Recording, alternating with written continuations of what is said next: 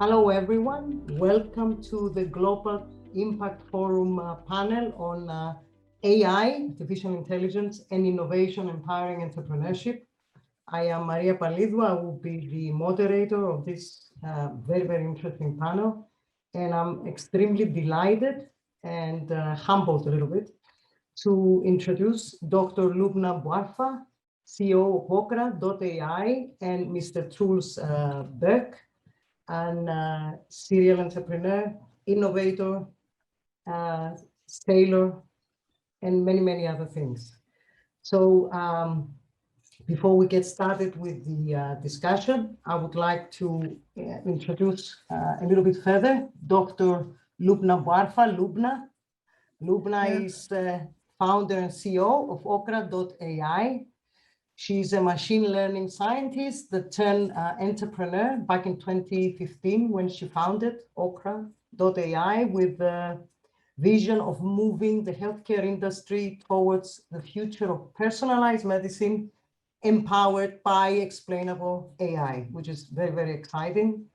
And of course, Loubna, and that is where I get very humbled, is currently European Young Leader 2022, has received many, many recognitions and prizes, including the CEO of the Year in 2019 from the Cambridge Independent SciTech competition, and also her startup, OKRA.ai, received the Best Female-Led Startup Award at the Startup Europe Awards in 2019.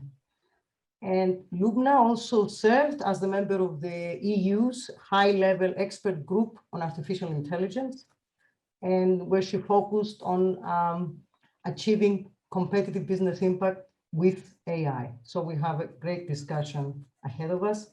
Thank you for being here, Loubna. My pleasure. And Truls is another one of those Nordic heroes. He's the founder and leader of the Open Innovation Lab of Norway, which is the leading forum for innovation professionals in Norway. He is a serious entrepreneur, a successful CEO, as we said, a seasoned sailor, been around the globe a couple of times, and an author of 3 books. And he has more than 30 years of experience with the IT industry. He's probably, or certainly, Norway's innovative specialist. And he's the leader of the Standard Norway's Innovation Management Committee. So after that, I should also introduce myself. I am, as I said, I am Maria Pallidou. I'm a co-founder and CFO of Phosprint, which is a laser bioprinter developer. And also I'm Adjunct Professor of Entrepreneurship at Deree, the American College of Greece. And I also have about 30 years of experience in the corporate world, mostly in the healthcare industry. So with that, we will kick off our panel. Again, thank you for being here. I'm very, very happy to have this discussion. So one of the first questions that comes up in all of these panel discussions, I guess in 2022, is what startups and the startup ecosystems how they coped with everything we have gone through in the last 2 to 3 years, starting with the COVID pandemic and the lockdowns, following with an unfortunate geopolitical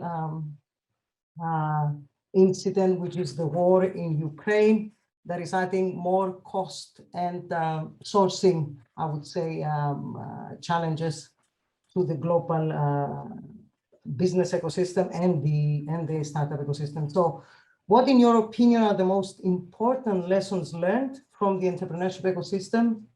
And what are the biggest challenges that they have overcome or still need to overcome? And I will start with Loubna. Thank you, Maria. It's a really important question. It's been kind of, I think the norm now is to embrace uncertainty. We were shocked with COVID overnight. We had to switch to virtual meetings, to run a startup behind in our home. And I think a lot of learnings in this period. First of all, that we are actually entering a new age for moving away from the classical way we used to work to where we need to make the transition. And bringing new innovations such as artificial intelligence into healthcare, where adoption is a big issue to adopt new technologies. We saw actually that humanity are waiting for external sources, forces to speed up our adoption. We saw that COVID overnight, we switched to telemedicine in healthcare, forced by the virus. We saw the big change of running clinical trials from taking 10 years to 10 months.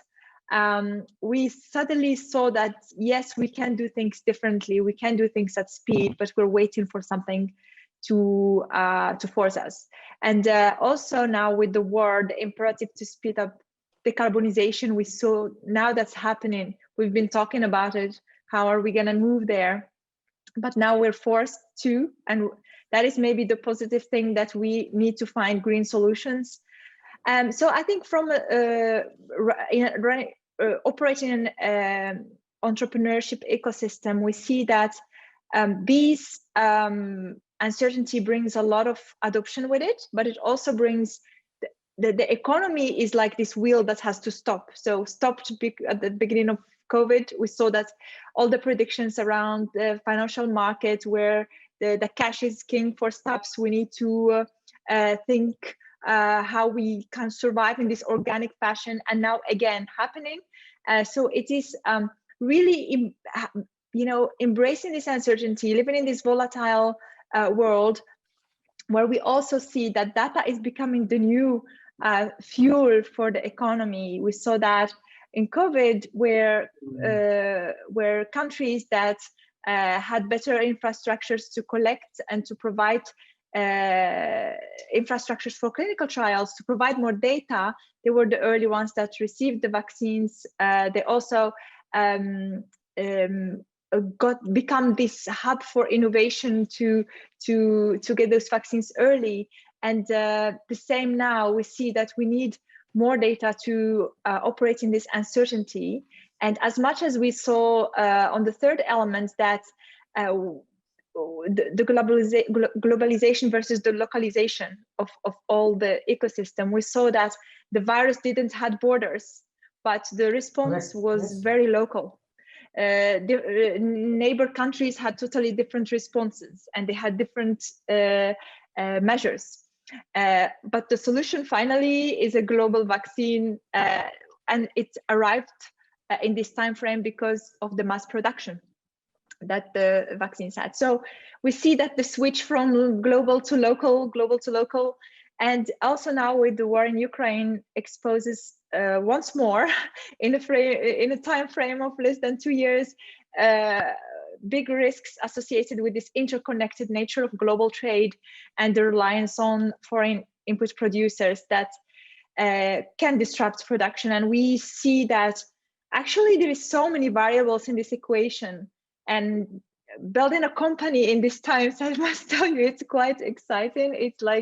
It's very uncertain, but at the same time, we need to be very quick. We need to look ahead. We need to see when there is opportunity. We don't have time to stick to the way we do things in the past. We need to switch very quickly. We need to align strategy. We need to take very quick decisions, and also take the opportunity that presents itself in this uncertainty.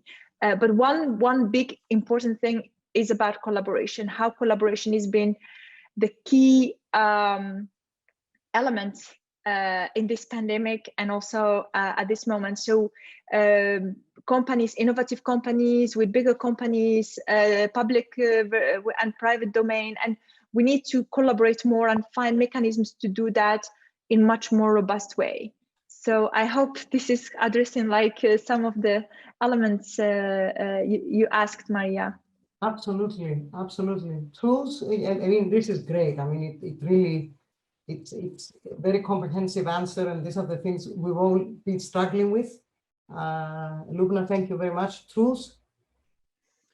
Yeah, as you probably can guess, I also agree very much with what Loubna is saying, but it's a wise man, sometime long ago, Machiavelli, said that never waste a good crisis. And And I think we are in this time now, as Loubna says, that we basically have to, you have to reckon with going from crisis to crisis. And if you are good at it, any crisis will then have some opportunities in it. And I think that's kind of the new world. All of those things that Loubna says, I totally agree. And there's a word for this now, and it's called VUCA-based management, and it's worth looking into. I think that's part of, it's a good description of what we are into, but it's also a good way to solve it. You need to be, because the world is more volatile, you need to be better at being able to turn around and deal with that uncertainty to a much larger extent than when I started my first company back in 1992. I've started some 14 companies later, but things have changed, my oh my. So never waste a good crisis is a good, it's a good saying, but the importance in that is that you are early on dealing with it instead of waiting and hoping that it will just pass. Then a crisis becomes an opportunity. Yeah. And actually, just to add to that, throughout all of these crises, and we've noticed since I'm also teaching entrepreneurship that the investment in startups or the creativity of startups or the new products and ideas that came to the market did not decrease. In the contrary, we need more innovation, more innovative ideas, more proactive ideas, more inclusive ideas to be able to deal with all these crises on a daily basis. So I think we are definitely all aligned in that. So what about the fact that we live in a digital world? The world is a lot more digital than when I was growing up. And so the interaction with tech and tech innovation is on a daily basis. I mean, we can't even think of ourselves without our gadgets on a daily basis, and how we operate. What we're doing now, it's tech innovation, actually. So we also see how it's impacting every sector in our lives, from public to private. Just what, for you, in your opinion, are the big 3 or 4 big positive impacts of technology and innovation in our lives, in humanity? And we can start from what we saw basically dealing with the crisis. Truls, you want to go first? Well, you're right. The world is becoming digital. I remember back in Norway, we ran the first digital conference back in 2002 with the Prime Minister and the Crown Prince of Norway, and everyone was present. And at the time, I thought that would be something we were dealing with for the next 5 to 6 years, and then we would be done. But I have to tell you, Maria, we still, more or less catching on. We're still somewhere between cradling around and start walking. So we still have a long way to go. However, I do think that the Nordics have come quite a long way if you compare to a lot of other countries. So there are, again, opportunities, and any entrepreneur in Europe, I would say, look to what's happening in the Nordics in some areas, because we have this quite digitally advanced infrastructure as a foundation that really helps in some ways. And in some other areas, I guess we are behind the line. Again, in many ways, the infrastructure and also the great way that the small Nordic countries collaborate and work together is a model for what needs to happen more of in the months and years to come. That's my opinion. And even when an old pop band such as ABBA is basically going on stage with digital avatars, that's amazing. I'm a big fan too, since I can remember myself. So yeah, there you go. Well, me too. It's a sign that even the old ones are catching on now. So as one of the guys in ABBA said, that now I can walk my dog and hold a concert at the same time. There you go. That's just one sign that the digital world is coming, and again, we just need to kind of jump on and look for the opportunities. In my opinion, as the leader of the Open Innovation Lab of Norway, I would say that the best ones are kind of now running away from the rest, and there's a lot of potential that is wasted every week in most companies because they do not innovate enough, and not fast enough, and also not in a process way, the way they should do. So wasted opportunities is probably the largest fallout so far. Yes, indeed. Thank you. That's indeed very insightful. Loubna? Yeah, I think you're in the heart of all of this, you know, with AI and. Yeah, I think we are still didn't even scratch the surface. We are, but I always tell my team, like, whenever we arrive at some point, let's look back, see how far we came before we start planning. And like it is, I'm born myself in '83, and if you look how much changed from the '80s to today, it's just amazing. I mean, the world population back then was 4.7 billion. Now we are about to 8 billion, almost doubled in size. And at the same time, how much technology from the video and the audio tapes to having now streaming videos on over the internet, and that we can now, from using the putting our car on the side to checking the map to now having the GPS. It's a big transformation from the technological side, and I think as Truls described, I mean, moving and integrating the fourth industrial revolution that is blurring the line between this, what is real and what is virtual, what is physical and what is digital. We were gonna survive, we'll live that very close, like with the ABBA concert, but it will be part of our work, part of our conversation with the doctor. It will be all blurred together, and I think we already see that the globe is becoming a little village through the social networks, and it will become even more that we will be having meetings in London, and then moving to the New York office, and then having maybe your digital twin taking another meeting while you're walking your dog, like like you do. So it's like really interesting phase where we're going to, and I'm super excited about that. And it is very crucial that we are actually taking and also planning for this future. I must say, it's not just like blurring these lines between digital and physical. I think we will see also different type of leadership, what I touched on previously. I always think humanity started as hunters. We moved to the farming, and then to the industrial revolutions. I think we'll see a blurring of these qualities. We see the tech marvels of today having more of a neurodiversity of the hunters.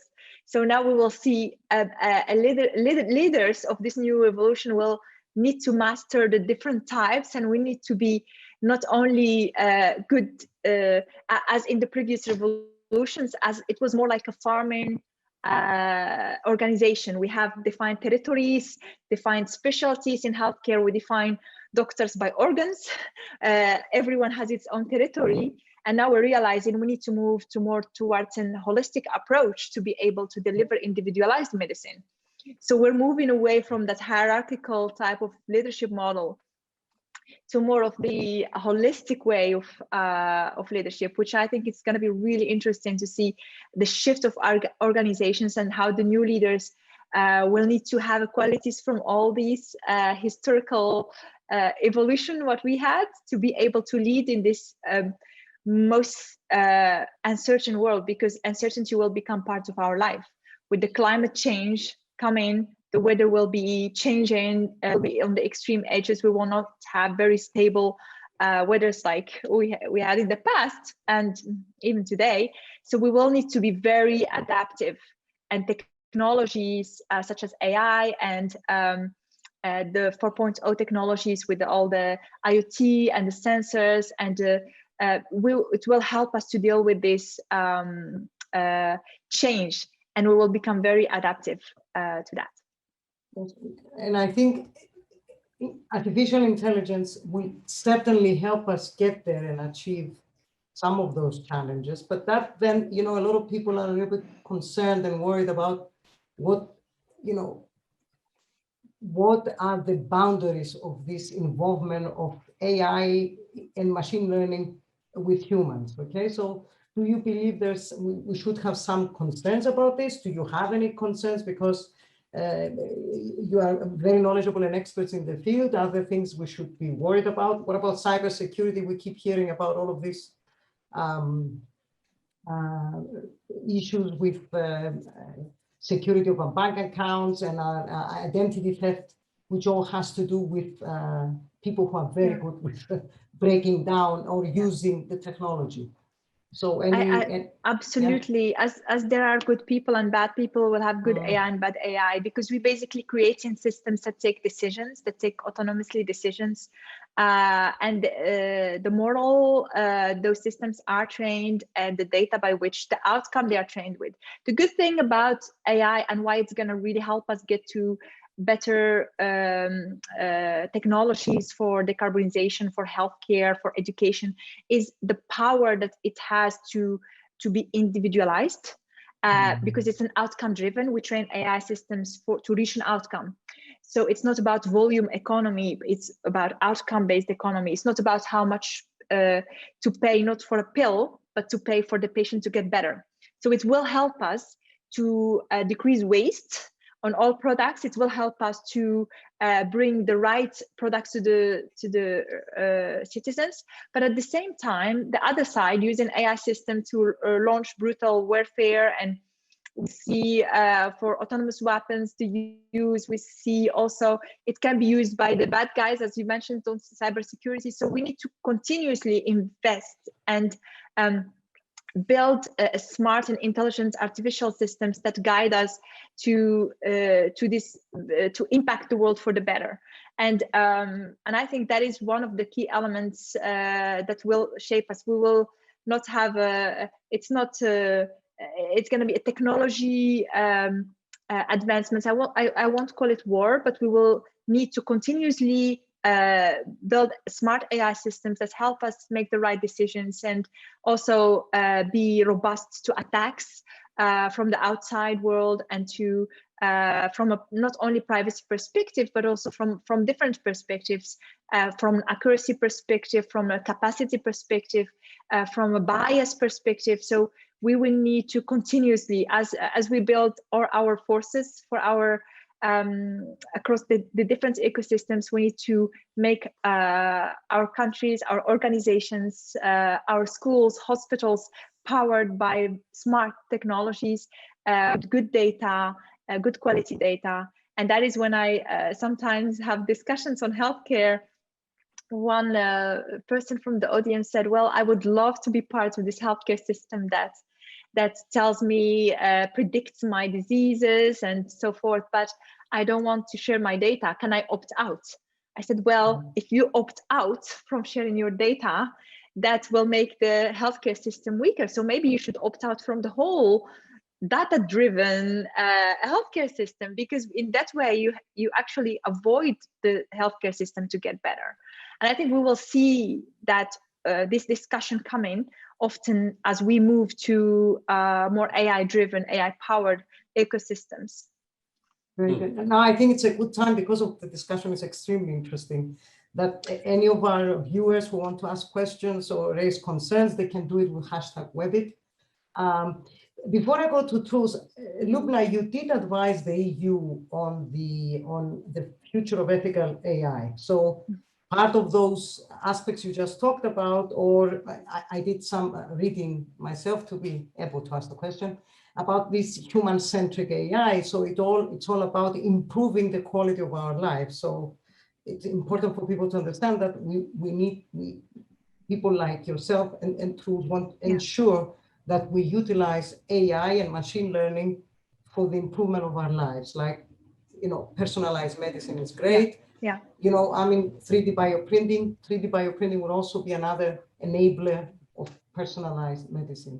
So there are discussions around the future of ethical AI, and people are discussing it, which means that organizations and authorities like the EU Commission, so it is on the table of many decision makers on how to make sure that AI works to our benefit and not, does not open up to malicious. Absolutely, yeah. There's so many initiatives. I worked with the high-level expert group on drafting the ethical guidelines, 7 key requirements for ethical AI, going from robustness to bias to kind of explainability, transparency. And I think those are, I would call it kind of key requirements that we can agree on as a society. But I think that the outcome that is key, what we call the ground truth in AI, the outcome we train the AI system to optimize is key. So if and I was in a debate about it, like if we define good outcomes, we're gonna train good AI systems, and we need to control those 7 requirements, like we don't have bias and so forth and so forth. But when the outcome is not a good outcome, when it is a bad outcome, not good for the world, that is not good. And as much as we're gonna regulate that, avoid those applications, such as around autonomous weapons and face recognition, there will always be, regulation is always running behind innovation. We will have people that are creating those other, I would call it the bad AI. And therefore we need to be aware about that and to continuously innovate. Let's make our AI smart enough and robust enough, resilient to those maybe attacks from the outside world, to be able to protect the citizens, because it will be making decisions from different scenarios. And I think that is the key. Those requirements are key when we're implementing the AI system, but there are external initiatives that will happen, and with any technology, and we saw it with cyber as well. With any technology, we will have both, and we need to be prepared for that. Excellent, absolutely. Truls, I'm sure you agree, but any other concerns and solutions, potential solutions? Well, I wrote the book last year, and a part of that book was about the ethical aspect of it and the governance factor. And I think again that you're right. It has the ethical aspect and the governance aspect needs to take center stage. It's a bit like playing soccer. If there's no referee out there, and if you have no yellow and red cards, somebody probably would behave in a way that would be dangerous to the other players, because there are some rules. We amazingly enough don't see too much of that, because the punishment is strong enough, and we need to see that also in AI. So it's about education, it's about rules, it's about governance, and most of all, it's about having an ethical foundation in the beginning. I'm old enough, so I know that in the early 1990s, I was selling AI systems in the early 1990s. So AI is not new, and at the time we got a letter from the HQ, and they told us, don't use the term AI anymore, because the customers don't want AI systems anymore. So I want all of our listeners here to remember that AI is not something new, but again, I think that if it's used correctly, it's a fantastically strong tool, and any day I would say that artificial intelligence used wisely surely beats human stupidity, and there's a lot of human stupidity out there. So let's do it, but let's do it the right way and have the ethical and the security issues close to heart. That's important, I think. So I guess with that, I know that Loubna and yourself know much more about the details around that than what I do, but it's a tool that no business and no entrepreneur of 2022 should shy away from, in my opinion. Embrace it. Positive, yes, excellent. Well, the positive thing is that governance seems to be working, so there is a proactive stance, and Loubna will agree since she participated in the high-level group on AI and the ethical future of AI. So hopefully this effort will continue, and there will be more and more governance as technology and AI develop, because I think the development is accelerating. Yeah. That's and we have to ask ourselves, I think, even if it's technology possible, is it something that is ethically something we can defend? And more often than today, tomorrow, the answer will be yes, it's possible, but probably not something that it's ethically correct. And in Norway, we sometimes have what we call the front page issue. Is it something, are we doing something that would be looking good and okay if the customer read about it on the front page of the newspaper? You can tell how old I am when I'm still talking about the front page. This is an issue. So if you think that if your customers or your employees would not like what you're doing, if they got to know about it, then don't do it. Okay. I completely. Sorry, go ahead. Oh, sorry. So I completely agree. I think can the rules governing our science of now, with its old tired problems, be the same rules that shaped the personalized medicine, for example, for the future? It's not. It doesn't. And that is, I think it's understandable that the regulating the ethics side of applying a technology like AI that can let people know in advance, for example, how their health or their curriculums for study will be impacted. But at the same time, for me, the ethics is also, if we don't use this technology today, is it ethical? If we have the technology to provide individualized healthcare, if we have technology to be able to save lives and we don't use it, that is the other edge of ethics that's not addressed.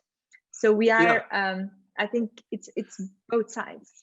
And the former, just to kind of add on to that, the former Swedish Prime Minister, he was asked some years ago if he was afraid of the new technology, and he answered, no, I'm more afraid of the old technology. And I think in many ways he's right. So we should not be afraid of it, but we should use it. But let's be ethically and use the governance. There's some sound rules in that. So I'm not sure if that was the answer you were looking for, Maria, but that's no, I think that's coming from experts. I think I also believe in governance. Okay, I'm a finance person in heart, so I believe in rules and following the rules and in governance. So, but it's interesting because we talked about artificial intelligence and personalized medicine. So, in layman terms, Loubna, how really can AI enable personalized medicine? Because it's a question mark, and some of the viewers, remember #Webit, may not be making the connection. So how will AI be utilized? So how are you utilizing AI in OKRA to achieve personalized medicine? I think we are, I would call it, moving from a rule-based digital world to AI-powered probabilistic digital world.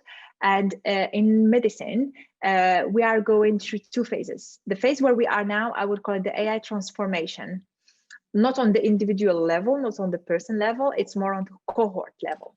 Patients like you or like me, so that I will benefit of treatments that is working for this cohort group.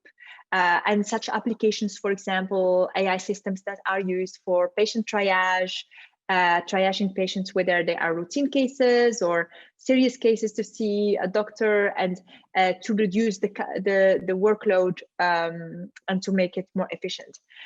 Also, we see it on the diagnosis side, where it's also trained, AI systems trained on the cohort level and trying to fit us, whether is it 3 cohorts, for example, which one is the closest to us.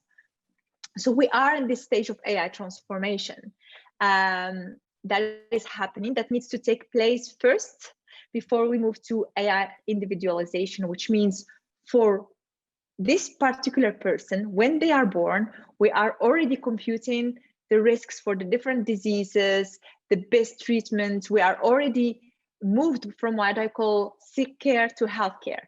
We moved to prevention, where we predict with AI already for this particular person, what is the risk for all the diseases, what is the prediction later in lifetime, call them for lab tests. Automatically, the AI system sends a message, you need to do this test. And it actually monitors your health. You don't have to worry to go to a doctor. It's picked up before even it happens.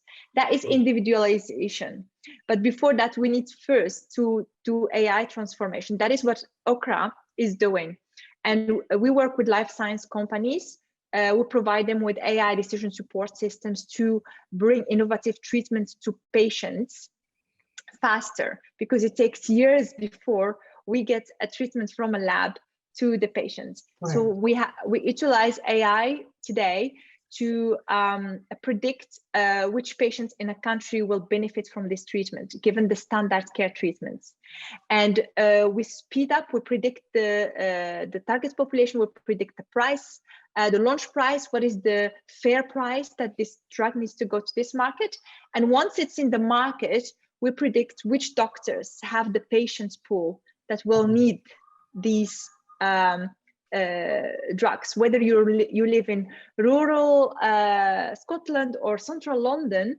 The AI system will highlight those doctors where those patients are, that they are equally fair to get this innovative treatment once it's approved in the UK or in Germany or in France. So it's really because it takes time for doctors to move from prescribing the old medicine to start prescribing the new treatments.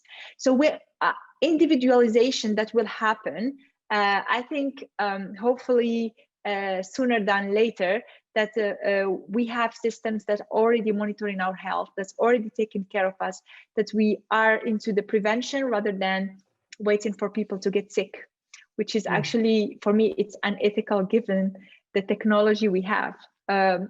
But unfortunately, we don't have enough good data in Europe to move to individualization tomorrow, even that we have the technology and the speed, the computing speed to do it. So I think let's first do this AI transformation well. Let's try to open the data borders. I think with the European health data space, the discussions around member states standardizing their data, sharing their data, I think we need to do that faster, because it is the fuel of our economy, it is the fuel of our healthcare system. And my fear, if we don't do that, take that responsibility, move at speed, what will happen is instead of it's an ecosystem solution, it will become a consumer solution. A big tech platform will come and provide a service, an individualized service for patients, where you can talk to a doctor maybe in China, your health records will be owned by the company, you get cheaper services or maybe even for free, and you get your drug sent from a different country. So imagine if we have such a service, and we know with the new generations, the millennials and Generation Z, how they got used to the speed in services. If there is an app that can provide this speed, they will move to that, whether their data is used for selling ads or for selling whatever. So they maybe don't care much, unfortunately. And that is, I think, not the future we want to have in Europe or in any country, that their data will, health data, it's very sacred. It needs to be used for improving healthcare systems and not for other purposes, like we see with social media, for example. Right. And we are almost coming up with time. We have a few seconds left. So Truls, there you go. You've been very patient with us. So we are giving you this wonderful gift to have the last close the panel. So where do you think the next big breakthrough? Because you're also supporting innovation in Norway. Just very quickly, because we're coming up on with time. Yeah, it's a great question, Maria, and you know. In Open Innovation Lab, we are cross sectors, cross industries, and both public, private, and also the what do you call it?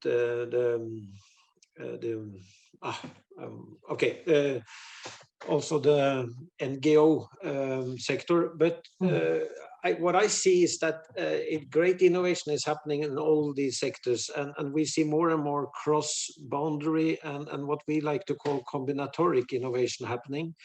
But I would like just to mention briefly that, because I agree with what was said here, but keep it also in mind that this year it is 20 years ago since we first managed to, crack the code for the DNA. So the personalized medicine, the personalized health, as Loubna said, it's coming, and I think it's coming a lot faster than most doctors and a lot of the industry experts see. So this is one area where a lot of things is going to happen quite fast. I spent last week in Miami at the conference, and we presented a company that were making the medicine on a personal level based on the DNA for that person, not for like 200,000 people, but based on the DNA for that person, he or she got the medicine that was needed for specifically her. That is the future of medicine. But the future, in my opinion, is going to be great as long as we're willing to innovate and as long as we are willing to do it within the moral aspects, because the technology of tomorrow is already here today, most of it. So I think I just like to end up with saying congratulations to all the ones that are listening in to this. I think Webit is a fantastic conference for eavesdropping into what's going to happen. There's a lot of great speakers, and the future is going to be fantastic looking at it from an innovation perspective. The only thing that could kind of ruin the game is if that the bad guys win, and in my opinion, that's what we need to make sure it's not happening. So the best innovators are the ones that are collaborating. They are the ones that are sharing the thoughts, they're sharing their ideas, and they're building on top of each other. So great human collisions, that's the key. And with that, Maria, I think we are basically already past our time. So but it's such an interesting discussion, and I don't like to cut people off when they are really in saying these wonderful things. So thank you so much, Loubna and Truls. It's been a pleasure to meet you. And I think that wraps it up.